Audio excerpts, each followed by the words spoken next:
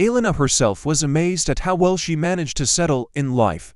I even remembered a rhyme I read as a child. A certain lady had two husbands, one for business, the other for the soul. And so the drama begins. Who is better? She couldn't choose. Both are so good.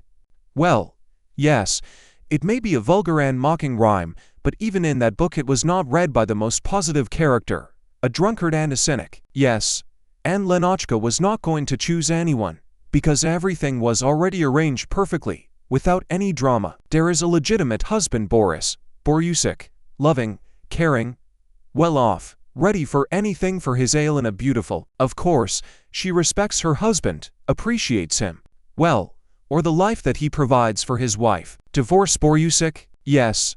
It is necessary to be crazy. And it's not like that at all. And there is Saschenka, Alexander. Not a husband, of course, but an infinitely beloved person for whom she, Lena, would do anything. And Saschenka loves her, of course, and talks about it every time.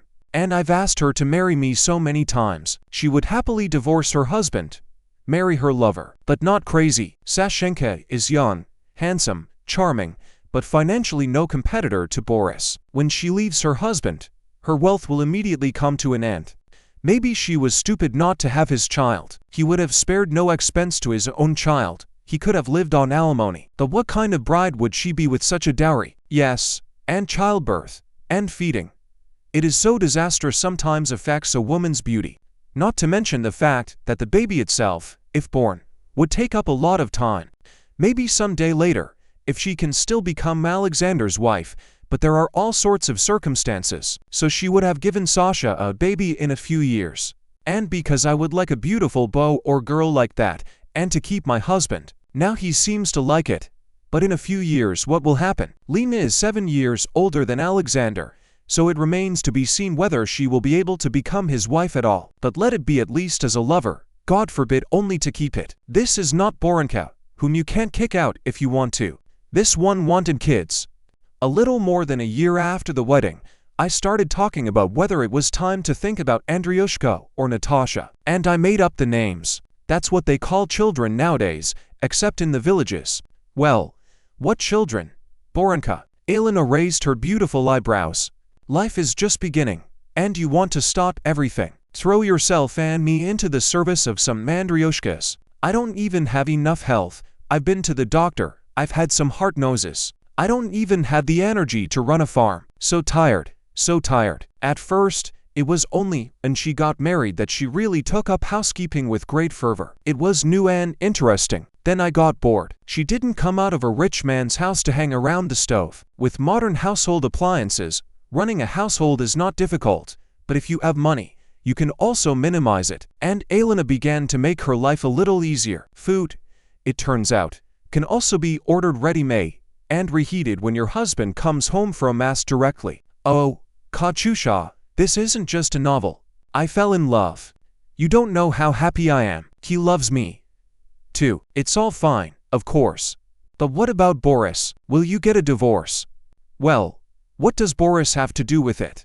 He, like all husbands, knows nothing. And get a divorce?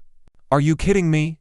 I don't have the slightest reason to get a divorce yet. Why would an unsecured husband be abandoned for the life I was already used to? Let everything go as it goes. Well, as you know, of course. Just something you take on a lot. See that Boria doesn't consider your Gulki a sufficient reason for divorce. You're not going to leave him. Well, how will he know if you tell him? But I can trust you, can't I? I found out. So anyone else can find out. You're being very bold. We should be more careful. Such trusting and loving men as Boris your humiliation will not bear. You'd better stop partying a little and stay at home for decency's sake. But this did not even occur to Elena, especially since she sincerely believed that she was not having any parties, but real love. And love is a sacred feeling, and when it comes, fate itself takes the side of loving people. Yes, I did not take into account the fact that Boris also had love for his wife, and, apparently, because of this, his eyes once opened. Boris had long suspected that his wife was hiding something from him, but he kept his suspicions at bay. I trusted Elena. Well, maybe she met someone, chatted, flirted. What can you do? The woman is young and beautiful. He's too busy at work. It would be foolish to demand that Elena stay at home alone. But she also values her marriage, her position, and I have feelings for him, Boris, too. Or so it seemed. And for the time being, the deceived husband did not pay attention to some calls and rumors reaching him about the behavior of his beloved wife, but at some point, it became impossible to ignore them. Boris didn't cut it short, but decided to find out everything thoroughly. It wasn't that hard. It was harder to accept the fact that his beloved wife was cheating on him, and for a long time. The relationship lasts for at least 4 years. With the help of a private detective, he not only found out all this, but also received irrefutable proof of treason. The man was very worried about making this discovery. He thought back to everything he and Elena had shared over the past 4 years. How cleverly she hid her infidelities, how she pretended to be a loving and caring spouse. And she herself, as soon as he left for work, ran to her lover. And it looked like she really liked this cute guy. How can you accept such baseness? How could he accept that his wife was such a despicable woman who had no respect for herself or him? Boris was not going to accept it, but he also did not consider it necessary to arrange the usual scenes in such situations, to demand explanations and excuses. What's there to explain? Everything is already clear. Apologies are completely inappropriate here. To forgive such a thing, Boris was sure, is impossible. He decided to deal Elena an unexpected and devastating blow. Yes, it would be cruel, but the last thing she thought about was Boris's feelings. And Elena was so confident in herself and her power over her husband, so passionate about her relationship, that she didn't even pay attention to Boris's special condition. And when he said to her one morning with a smile, "Look, my dear, what I have for you," and showed her a large envelope, Elena happily rushed to him, waiting for some new gift. I took the envelope and looked inside. But instead of money, travel packages, or something else equally pleasant, I saw their documents for divorce and my employment record. What kind of joke is this? The woman asked, feeling a chill run down her spine. You want to divorce me? Are you crazy? Why? For what? Do you have someone? Apparently, she decided that the best defense in this situation would be an attack. But Boris had already completely mastered the situation. You have someone, Lenochka, and a long time ago. I know this. The time for explanations has passed. We have only one way out, same as the input. Through the civil registry office, they will divorce us quickly and without any problems. There are no children. You don't have to share your property either. The apartments were purchased in marriage. You can take your things with you. I don't claim anything. And labor? Elena muttered, completely unprepared for this outcome. Well, you may have to work hard. I'm not going to provide for you anymore. Well, maybe your favorite one will let you stay at home, order food at restaurants and hire cleaners. It doesn't concern me anymore. He really knows everything. But what a dastardly, cruel move, the woman thought in shock. She didn't even have time to gather her thoughts, prepare any excuses. Therefore, she began to deny completely ugly and banal. Who told you? Kotka? Or what? Well, she's lying. Have I cheated on you? I didn't see any Kottakis. I have better evidence. And Boris handed his wife another envelope, which contained photos taken by a private detective, in situations that completely deprived Elena of the opportunity to deny. She sank weakly into a chair and began to cry softly, piteously, covering her face with her hands. I knew that such a scene always had a crushing effect on my husband, but when she looked up a moment later, without waiting for any consolation, she saw that Boris was not in the room at all. Boryusikka, not wanting to believe that her successful marriage was over, Elena ran after him. I assure you, you are making a fatal mistake. You're ruining both my life and yours. It was only once, by accident. Well, I got emotional, so what do I do if you're not home all the time? I suffered so much and you didn't notice. There was no sympathy or understanding on her husband's face. He had apparently made up his mind and wasn't going to change it. Stop it, Elena. Don't humiliate yourself. You have to understand that this time you played too much. To lie. To get out of it. How low it all is. Understand. I've told you everything. Our divorce is settled and inevitable, but I can't live without you. His wife fell to her knees in front of him. You do understand that I will die without you. I'll kill myself. You can't leave me. That's all I needed. You won't end up with anything. Don't make it up. You have a loved one. Go to him. Be glad that you are now a free woman. Instead of crawling on the floor, I'd rather go collect my things. You have plenty of them, and dresses, and jewelry. You can shine for a few more years." No matter how mocking Boris's words sounded, Elena still hoped to beg for forgiveness. It was only when she saw that his expression was no longer one of resentment or indifference, but of disgust, that she finally tried to pull herself together. In fact, everything that is not done is done for the best. She has a loved one who will certainly be happy to know that now they will be together always and without any hindrance. Boris once again reminded his wife of the need to pack her things and left, saying that he would spend the night at his brother's house. "I don't want to stay in the same apartment with you. I expect you'll make another disgusting scene tonight. Please leave in the morning. Spare me the continuation of this melodrama." He suspected for a reason. Elena really hoped that at night she would be able to influence her husband and make him change his mind. But no. It looks like Boryusia is determined. "Do you have to start a new life? It will be different." "Oh, Saschenka. Of course, they will be together, but the standard of living will drop significantly for both her and him. I should have told him what had happened." Left alone, Elena washed her face and cleaned herself up. "I drank some tea and, somewhat calmed down, decided to call Alexander." "Saschenka, dear, I had good news for you." "Guess which one?" she said cheerfully. Well, anticipating something really pleasant, Sasha was also amused in response. "I'm getting a divorce. I mean, I can move in with you tomorrow, and we will always be together. Are you happy?" The phone went silent. But it is clear that Saschenka was not ready for such news. But he still reacted. "Are you serious? Did he find out? Abandoned you?" The reaction wasn't what Elena had hoped for, but she wasn't going to look like Madame Broshkine in front of her beloved. "Quit? Are you kidding? He didn't learn anything. I told you everything myself. I'm tired of lying. He doesn't have the guts to leave me." He wiped the floor all over, crawling on his knees after me. The whole house was flooded with tears. "Begged me to stay, but I've decided. So that's it. So tomorrow we can be together quite openly." "Well, why are you so unexpected? You didn't even consult." "What do you mean?" "Well, now I agree. And you, I see, are not happy." I'm glad. Lenka. Just unexpected somehow. Surprise. So don't hide your joy and wait for me tomorrow, free and happy. And with things. How many things are there?" asked Alexander matter-of-factly. "Do you know my apartment yourself?" Only then did Elena realize that she would have to move from the 5-room apartment to her lover's 1-room apartment. And not his apartment, but a rented one. "Things? Well, what kind of things does she have?" Boris said it right. "Scoundrel, and she herself is good. I lived with him for almost 10 years, but I didn't take care to provide for myself in such a case." In the morning, in a different fighting mood, she began a business conversation with her husband. "What, Borinka, did you think you were going to kick me out like that? What is it about? It won't work out that way. I'm not your wench, I'm your legal wife, so all the acquired property should be divided in half.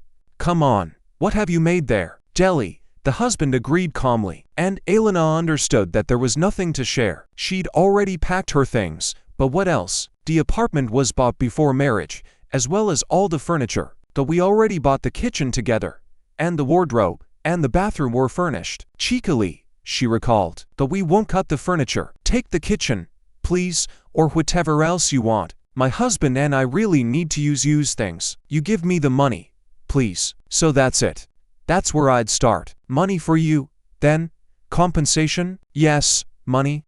Or do you want to sue? Disgrace yourself to the whole world. Who among us will still be disgraced? It is not known. Have you forgotten about the evidence of your infidelity? I'll give you some money. Live with your new husband. Their husbands are young, and they wear patent leather boots these days. I know you won't go near him without money." Elena was about to say something venomous, but changed her mind. Boris was right about something. Yes. In many ways he was right. Alexander's apartment is really smaller than their kitchen. Okay, it's better not to fight right now. Let him at least give you some money. The amount that her now ex-husband allocated to her was not as significant as she would have liked, but it did not work out to bargain. I could have stayed without it.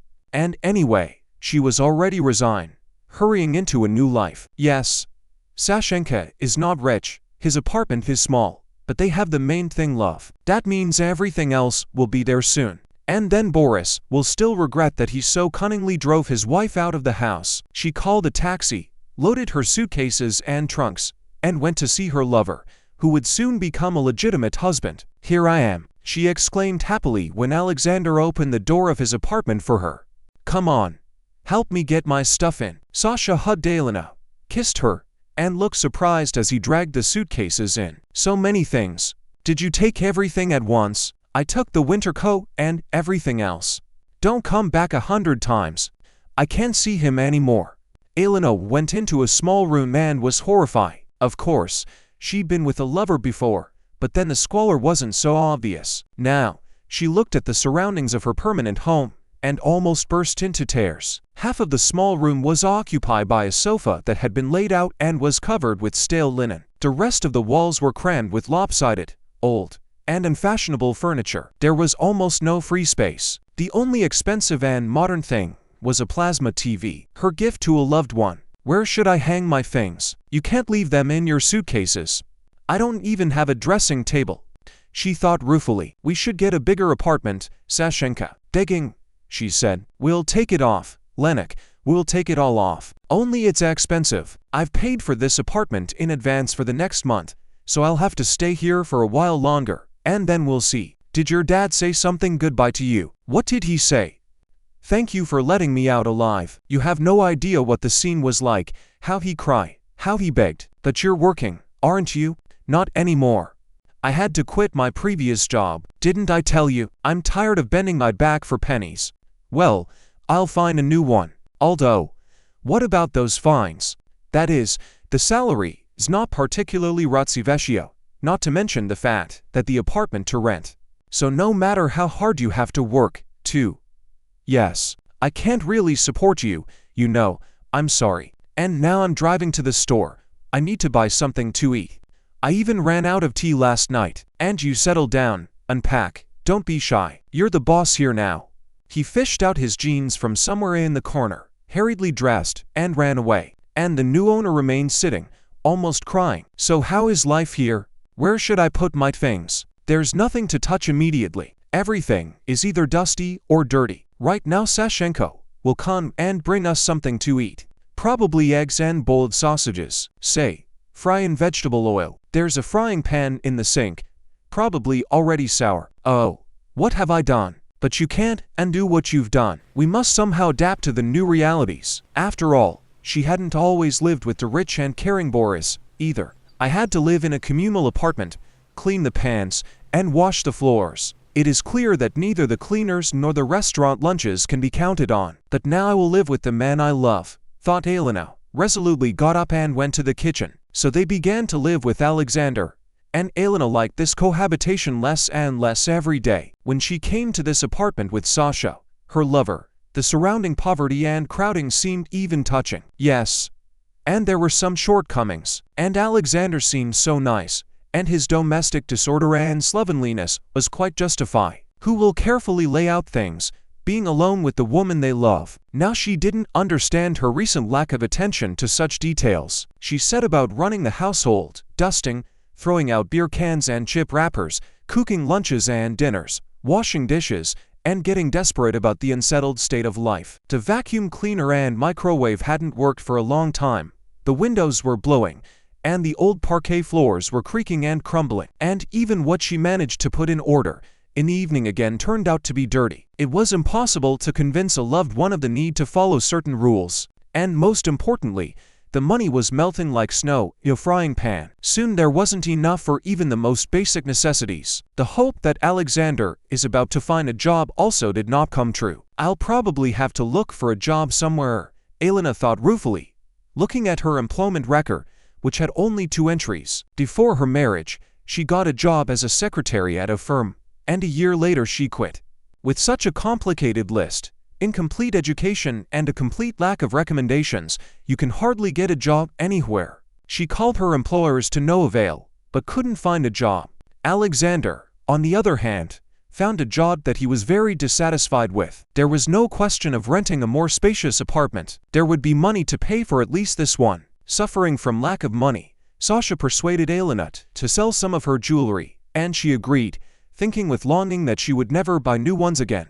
But soon she was unexpectedly lucky. They took me to work after all. As a saleswoman in a jewelry store, the work is tedious, but not hard, surrounded by beautiful and expensive things, with well-off and well-mannered people. Others don't buy jewelry. I was like this once, the woman thought sadly, looking at the overdressed and capricious ladies. At first, Lena was tired, but soon she got used to it and even loved her job, which, by the way, paid well. And the most remarkable thing is that her Saschenka soon found a place in the same shopping center where the salon was located. He was hired as a security guard. He was finally satisfied with his work, even if he grumbled out of habit. Stand like a pillar all day. Look at everyone. My head is already spinning from this flurry. Elena was happy with everything, and everyone at work was happy with her. She turned out to be a sociable and competent salesperson, communicated well with customers, and thrived on every praise from Angela's manager. The woman is stylish, elegant, but very strict. Soon Elena even realized that she was resting at work from the eternal domestic quarrels with Alexander, and they were becoming more frequent, and the reason was mainly the lack of money. Although Sasha was the head of the family, for some reason he blamed Elena for all the shortcomings, and she spent too much, and the food was not spent sparingly enough. Yes, and I could earn more, and not spend on myself. You already have a lot of clothes, they don't fit in the closet, and you buy yourself tights, and I could do without a new powder. In general, it's time to stop the old habits. Well, what can you do? Things wear out, cosmetics run out. In a year or two, both the coat and boots will fall into disrepair. What do you want me to do? I work with people, by the way, and I always have to look decent. Otherwise, I'll be left without this job, and I have to eat normally. We have these synthetic sausages again instead of meat. Well, I would buy meat. That you always have me to blame for everything. Everyone respects me at work, praises me, but when you come home, it's not all thanks to God. You weren't like that before, but now you're just grumbling and grumbling. Have you forgotten that I gave up everything for you? And you, by the way, no one asked for this. I would live with my Boryusik and buy diamonds instead of selling them. I'd eat whatever I wanted, and at least wrap myself in tights from head to toe. Maybe I'd get something too. And so we sit at home forever and chew sausages. Was it worth leaving my husband for this? Oh my God. Oh my God. Covering her face with her hands, Elena began to cry. Oh. Look, we were offended. Don't be offended by the truth, Lena. No one asked you to get a divorce, mind you. Who prevented us from continuing to meet so hard? Or, since she wanted to run so badly, would she have tried to save more for herself? Well, wow. I lived with such a man. But what did I make? A bunch of junk and a handful of hoop earrings. Any other millionaire would have been. Lena, if I'm offended, it's only at myself. Sasha seemed to believe that it was she who had left Boris, but that was no consolation. It killed her that he was only with her for the sake of those gifts, sometimes expensive, that came from his mistress while she was married to a rich man. How could she not have guessed before? And now he's putting up with it for the extra income from selling his remaining jewelry. And for the sake of running the house. Soon he will get tired of this, and then what? Does not officially offer to marry anymore, although he used to ask and beg every time. And now he seems to just put up with me. Serves you right, you fool, she thought angrily. It turned out that this was not the most severe blow that was yet to be received. A few days later, as she was standing behind the counter with the usual smile that seemed to have grown into her face, she suddenly saw Boris through the glass of the window. He walked confidently down the mall corridor, looking at the boutiques, with manager Angela walking beside him, elegant and serious. As always, she was explaining something to Elena's ex-husband. When Angela pointed to the window of the jewelry store, Boris looked through the window and met Elena's eyes. I wasn't surprised, I wasn't happy, and I didn't even wince. Only politely and quite indifferently smiled at his former beloved wife. There were no customers at this hour, so Lena turned to the head saleswoman. Who did our boss go with? Isn't there some kind of auditor? You what? This is Boris Mikhailovich. He recently bought our shopping center. The whole thing. Can you imagine? Here he goes, examines his possessions. I thought you knew him. He's supposed to have arranged for your Saschenka to come here. They say he's not a bad guy. Harmless, and, by the way, unmarried. That doesn't seem to mean anything, though. Look how our Lenochka dances around him, and it looks more chic every day. She probably get her hands on it. Elena was drenched in icy water, and you can't show the view. Stop and smile. Fortunately, the customers came in and distracted me from my sad thoughts, but I wanted so badly to rush after Boris, to ask him to come back, that was no longer possible. She understood. Wow. I didn't seem to like him for a long time. I was glad I left, but I saw it. Oh, what a life I gave up. What have I done? Well, couldn't you really have been more careful? Thought Elena, as she walked home, knowing that nothing good was waiting for her there. Life with Alexander was really getting worse day by day. Apparently, he thought that the explanation between them had already happened. So, it is not necessary to stand on special ceremony with a woman whom he did not intend to make a legitimate wife. Reproaches poured in every day, and Elena would have liked to run away from him, but she had nowhere to go. There were no close relatives left, and no friends who could shelter her for a while. Of course, she could rent an apartment or even a room man move in there, but first of all, she doubted that she would be able to pay for a rented living space on her own. And secondly, yes, she still loved Sasha, and sometimes it seemed to her that he was not indifferent either. She was convinced of this by the scenes of jealousy that Alexander sometimes used to diversify their evenings together. What are you doing late today? What does reaccounting mean? Something often happens when you re-register. I'll find out what you counted tomorrow. I suppose you've started taking walks for old time's sake. Why are you twisting your head like that? She cheated on her husband with complete pleasure, and now she decided to cuckold too. Lena did not feel humiliated during such attacks. On the contrary, hope was born in the heart. If he's jealous, then he loves you, afraid of losing it. In fact, she was afraid of losing Alexander herself. He was the only person close to her. If she saw Boris at all, it was only briefly, from afar, and it even made me happy. Each such fleeting encounter was filled with acute pain. But it was clear that there was no turning back. Her ex-husband didn't even try to approach her. But she'd been waiting. Come here, Boris offered to return, but I would run without looking back. Let Sasha bite his elbows now. But Boris didn't seem to be thinking about anything of the sort. He didn't even want to say hello to his ex-wife. It soon turned out that it would never have been better suited. Boris approached the counter of a jewelry store as a customer and asked to see two of the most beautiful and expensive wedding rings. With unsteady fingers, Elena laid out several suitable options in front of him, telling him in a trembling voice about the merits of each product. The man carefully selected the rings. I finally settled on one pair. I asked for a nice box. Is this you for yourself? Elena whispered timidly. Yes, I've decided to get married.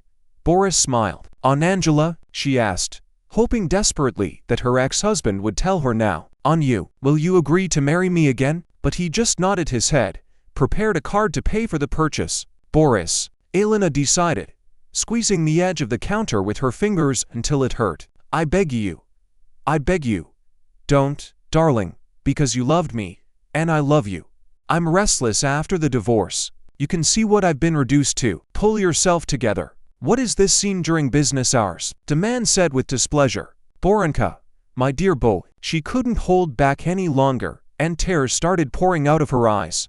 Well, I'm sorry. Let's try to start all over again. Boris shouted angrily. Do you want to be fired? Go. Drink some water.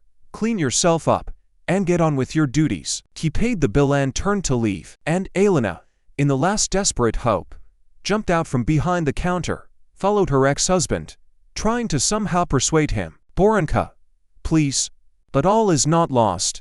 I can't live without you anyway. Believe me, no one will love you like I do. Well, don't come back. Well, don't get married yet. Think about it. You know, Elena, I really hope that no one will really love me like you do. I don't need that kind of love. But with Angela, things are different for me now. This is not the case with us now. I didn't even know a woman could love like that. And I'm not going to cancel any wedding. We're going to have a baby soon. Angela is 3 months pregnant. This was the end of all hope. Elena staggered off to the utility room, where she collapsed on the table and burst into tears. She was approached by one of the saleswomen, who was motivated, of course, not by sympathy, but by curiosity. What are you doing, Lenochka? What was that? Do you want to be fired, Or what? Let them at least shoot you." The woman shouted. "What happened? At least tell me what he said to you." "I bought the rings." "So what? Boris is my ex-husband. Is that clear to you?" "I'm a complete fool. From him to Sasha Obormoda did not leave. I hope he'd come back, that he still loved me. Just punishing you in this way, isn't it? I waited for everything. I waited. He marries Angelka. She's already pregnant, and all I have left is Sasha." "Yes. And he will soon be kicked out. That's all. And they can get fired from here."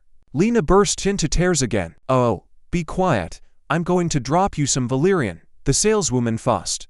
"I don't understand crying now. I miss such a man. Why should I be upset now? Wash your face, powder your hair, and come out. That's it. The train's gone." Lena nodded in silence, drank some valerian, rinsed her tear-stained face, opened her compact, and began scraping the last of the powder out of it.